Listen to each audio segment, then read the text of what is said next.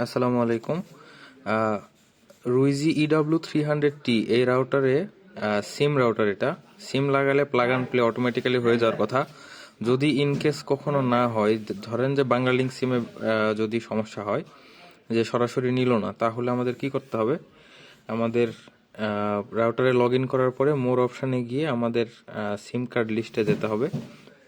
সিম card লিস্টে গিয়ে add করে বাংলালিংকের আমাদের প্রোফাইলটা ক্রিয়েট করতে হবে একটা। এখানে বাংলালিংক দিলাম, আর IPv4 এখানে সিলেক্ট করব, PDP টাইপ। APN দিব হচ্ছে BLWEB, বাংলালিংক ওয়েব। আর কিছু দেওয়া দরকার নাই। আমরা যদি ওকে করে দিই তাহলে এখানে আমাদের একটা প্রোফাইল ক্রিয়েট হয়ে যাবে। এখন যদি আমরা নেটওয়ার্ক অ্যাক্সেসে যাওয়ার পরে এখানে আমাদের ডিফল্টটাকে বাংলালিংকের কনভার্ট করে দিয়ে আমরা যদি সেভ করে দিই,